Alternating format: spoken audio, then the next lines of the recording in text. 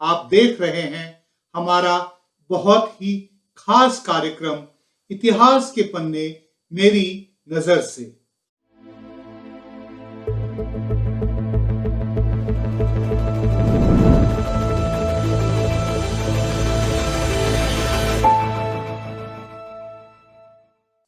मोदी 2.0 के लिए दिसंबर का महीना फिर से ट्रबलसम या प्रॉब्लमैटिक लग रहा है। पिछले साल एंटी सीएए एजिटेशन सरकार के सामने एक बहुत बड़ी पॉलिटिकल चैलेंज के तौर पर उभरी थी। अगर कोविड-19 पैंडेमिक ने दुनिया को इफेक्ट ना किया होता तो किसी को पता नहीं आंदोलन कब तक चलता रहता और सरकार को किस हद तक हिला सकती थी। ध्यान देने की बात है, शाहीन बाग भले ही ज्यादा सुर्खियों में रही हो, सिटीजनशिप अमेंडमेंट एक्ट के खिलाफ पीसफुल एजिटेशंस देश भर में चल रहे थे। उत्तर भारत में बीजेपी सरकार के 3 फार्म ऑर्डिनेंसेस के खिलाफ किसानों का आंदोलन जो फिलहाल चल रहा है, नई राजनीतिक चुनौती है। सिचुएशन अभी भी फ्लूइड है, कहना मुश्किल है आगे क्या होगा, किस तरह के डेवलपमेंट्स होंगे। लेकिन इतना क्लियर है, मोदी सरकार को पेजेंट्री के पावर का एहसास हो गया है। इतना समझ में आ गया है, it is not so easy to belittle and vilify the Indian farmers. सारे लेबल्स जिनका इस्तेमाल संघ परिवार और उनके नेता हमेशा करते हैं, इस बार तमाम फेल हो गए हैं। टुकड़े टुकड़े और अवार्ड वापसी गैंग जैसे लेबल्स जिनका इस्तेमाल करती आई है ये सत्ता, वो अब चल नहीं रहे हैं। किसानों ने तो पुलिस वालों को खाना खिलाकर गांधीगिरी का भी एग्जाम्पल सेट कर दिया है। इस फार्मर एजिटेशन ने हिंदुस्तान में पेजेंट्स एजिटेशन के लंबे ट्रेडिशन पर फिर से ध्यान खींचा है। 19th सेंचुरी के पहले हाफ में हमारी पेजेंट्री एंटी कॉलोनियल स्ट्रगल के लीडरशिप रोल में होती थी। किसानों के लिए जमीन हमेशा से सैक्रोसैंक्ट रही है। In the early 19th century, Rajput peasants secured the abolition of the sale of land by public auction. किसान नहीं चाहते थे बाहरी व्यक्ति उनकी जमीन खरीद सकें। उसी समय 1817 में उड़ीसा के किसानों ने आंदोलन किया in protest against the introduction of taxation of their rent-free service lands.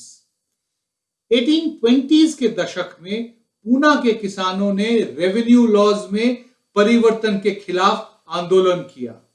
Mysore states का बेतसोर जिला, मद्रास प्रेसिडेंसी में गुमसूर, करनाल, नागपुर, कोल्हापुर जैसे अनेक जगहों पर आंदोलन हुए against the British decisions on increasing land revenue. Bhil, Koli, Khond जैसे आदिवासी कम्युनिटीज ने अपने इलाकों में आंदोलन किए।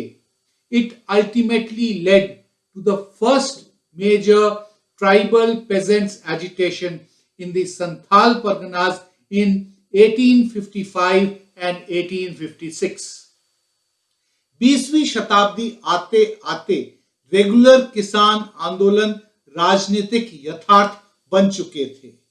हिंदुस्तान लौटने के कुछ ही साल के बाद गांधी जी चंपारण में इंडिगो फार्मर्स के आंदोलन के साथ जुड़े। He provided leadership to the struggle that was not against just European planters but even against the local zamindars.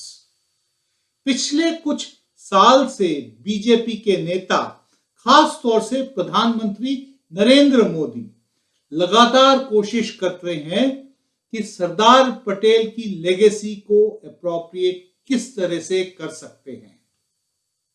लेकिन विडंबना तो ये है, सरदार पटेल की नाम की दुहाई देने वाले आज उन्हीं के नेतृत्व में गुजरात के खेड़ा में बारदोली सत्याग्रह की बात नहीं करते हैं।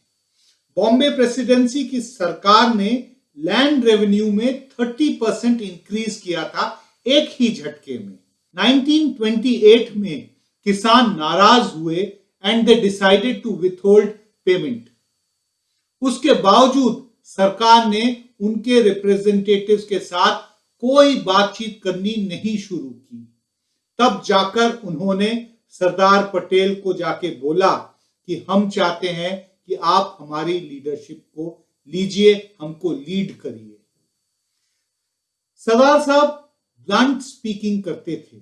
उन्होंने उनको कहा, think twice before you take the plunge.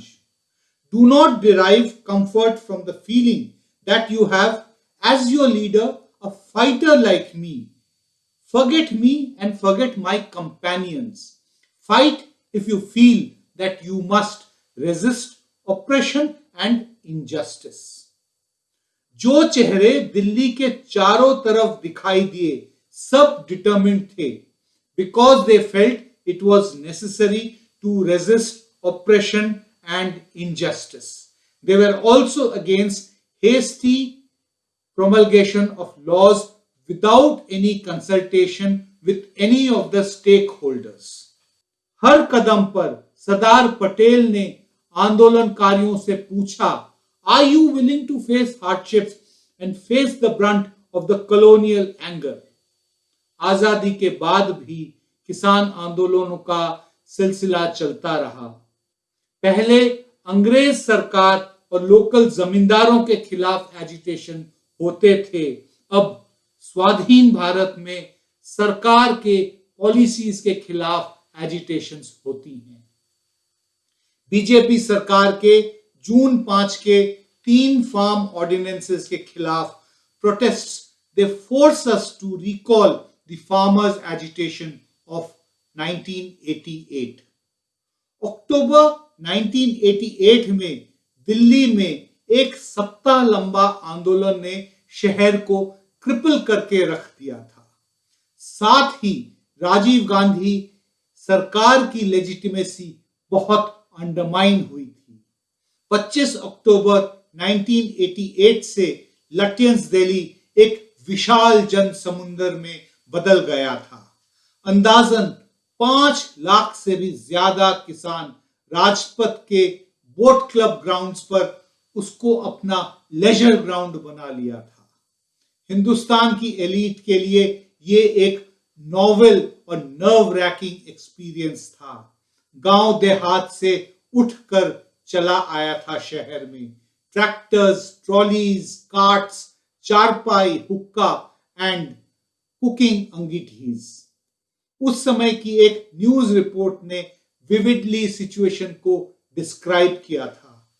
Seeking change, tens of thousands of farmers poured onto the lush lawns of Boat Club in New Delhi. Their gaunt, weather-beaten faces, sacks of foods and utensils, bundles of hay for bedding, and the thousands of overloaded tractors dramatically drove home their point, contrasting sharply with the surrounding grandeur of what the British had called the imperial vista. उस आंदोलन के दौरान Tikait used the well-known Gandhian tools of mass mobilization and politics, non-violence and non-cooperation. उन्होंने अपने followers को, भारतीय किसान union के सपोर्टर्स को बेसिक डायरेक्शंस दिए थे। Do not pay electricity bills or repay any of the bank loans. उस समय के सरकार के क्लेम्स और ग्राउंड रियलिटी में कंट्रास्ट को उन्होंने हाईलाइट किया था, ठीक उसी तरह जैसे आज के किसान कर रहे हैं। किसानों ने बुनियादी मुद्दे उठाए थे 1988 में। The primary health centre does not work in the villages, उन्होंने कहा था। कोरोना काल में हेल्थ सर्विसेज में डेफिसिट अब सब जानते हैं। रोटी की बात तब भी उठी थी। 21वीं शताब्दी की बात राजीव गांधी की सरकार करती थी। फार्मर्स के स्लोगन भारत और इंडिया के डिवाइड पर केंद्रित होते थे। अभी भी आंदोलनकारियों के बैनर्स कहते हैं, जितना भी डिजिटल इंडिया बना लो, रोटी गूगल से डाउनलोड नहीं होती। कि तुम जो कितना भी देश को डिजिटल कर देना, गूगल से रोटी डाउनलोड कोई नहीं कर सकता। ये किसान ही रोटी पैदा करेगा। क्या था 1988 का किसान आंदोलन? क्या डिमांड्स थी? क्या आउटकम निकला था? क्या बात थी महेंद्र सिंह टिकैत में for him to become a nationally known public figure outside the electoral arena? And finally इस आंदोलन ने इतना जोर कैसे पकड़ा था? तो सबसे पहले